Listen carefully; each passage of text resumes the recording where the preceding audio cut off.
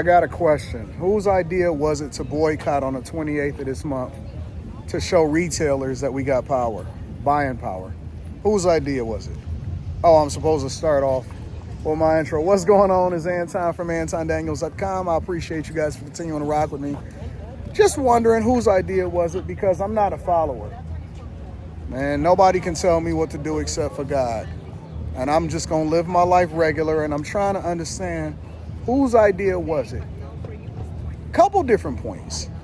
Why are people so easily manipulated? How are people so easily finessed into doing things that they're not supposed to do when they're not supposed to do it?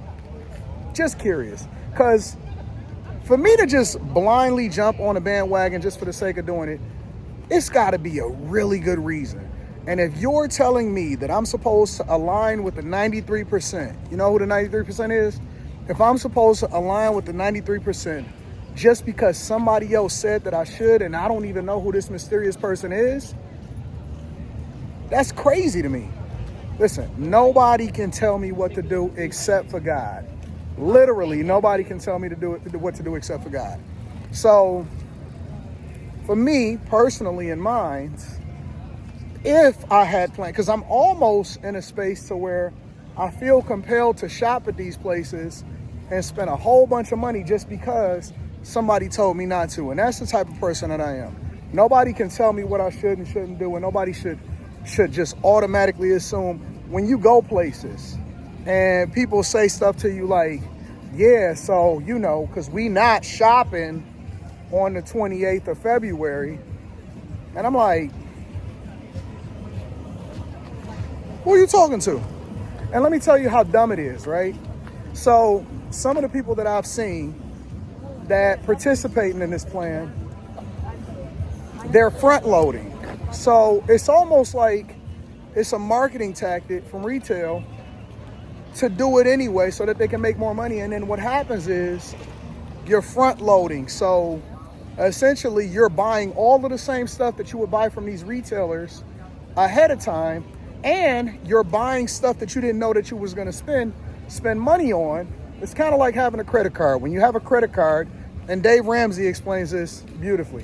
When you have a credit card, often at times you buy things that you otherwise wouldn't have, which is one of the reasons why you shouldn't have one. It's not just about saving on the interest and you paying off the entirety of the balance. It's also because it incentivizes you to spend more than you normally would. And so now that people are front loading and buying stuff ahead of time from the same retailers, you're not actually showing them anything. And then you ruin your own communities. Let's say hypothetically that you guys are boycotting whatever grocery store is in your area. And now, before this even happened, we already knew that there's a lot of retailers, thousands of retailers are going to be shutting down this year. And brick and mortar stores are going away. And so the only options that you guys are really going to have is what's available online. None of you guys actually have your own infrastructure set up. All of y'all using Shopify or some version of it, or you selling plates in person. And so because there is no real infrastructure and you're really killing your own communities and it's going to be a food desert, now you have to travel further out to put money into places that otherwise don't even support you. And this is what happens when you got a follower mentality and you don't understand finance, you don't understand retail, you don't understand marketing, you don't understand exactly how your communities are affected, you don't understand the circulation of the dollar. And I know it's a bunch of talking points on it, but they don't really understand it. And so now you got a bunch of people that are basically in follower mode because everybody want to be liked and everybody want to be a follower. You got a bunch of people in follower mode and they not even doing the thing that's in their own best interest. I got a suggestion for you. Because, you know, I never like to have these videos or have these conversations without having a suggestion for you guys. So, I got a suggestion / solution, and I'm hoping that you guys can actually take it to heart and utilize it and make sure that you're doing the right thing. All right, here it goes. Think for yourself. I'm gonna say that again for the people. Dog, do he got his face all over that car? That is the craziest Lambo that I've seen yet. He literally got his face and a wrap on the car. That's pretty unique. That's a really good way to market yourself. I don't know if people know who he is, or maybe I would buy a car for you, Rita, and then wrap it with me on it. And that way you'll always remember me, or people know who your husband is. You know what I'm saying? I think that that's a good idea. But anyways, you see that back there? That's crazy. Think for yourself. That is my solution. That is what I'm going to suggest to you guys. It is always better to think for yourself and make decisions that's in the best interest of your family. Because a lot of times you inadvertently ruin your own chances, your own communities, and you don't actually do anything. So like, for example, I don't actually see anybody. I ain't even gonna give y'all no ideas. That would be too generous of me to give ideas, because they're gonna steal it and they ain't gonna give credit anyway. But I do. I'm my own person. I'm my own entity. You can call me a rebel. I'm never on code. I didn't vote with you.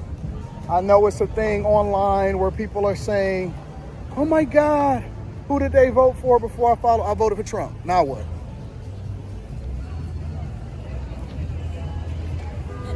Y'all gotta stop caring what people think. If you gonna say it, and let me tell you what else I see people doing online. When somebody then come for them and say, I don't like you, and they start coming for them in their comments, then you wanna come back online and do a response video so that you can apologize or give more context so people understand. Nobody cares.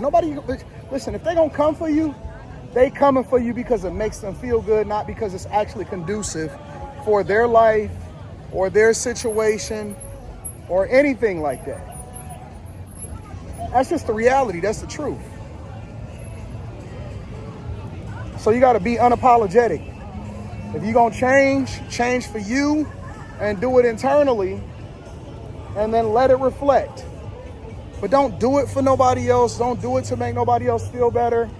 Don't have nobody, have this follower ass mentality. They'll lead you right into the mire, right into some dumb stuff. And then you're going to be sitting there talking about it's other people's fault and how I'm going to break up with it. So dumb. And solidarity with people based off of their identity instead of good ideas. So all of y'all still broke, still poor, got a poor mindset, a poor mentality. Anyways, I'll see y'all on After Hours tonight. I love you. I appreciate you. That's why I chastise you. I'm going to holler at you later. Peace.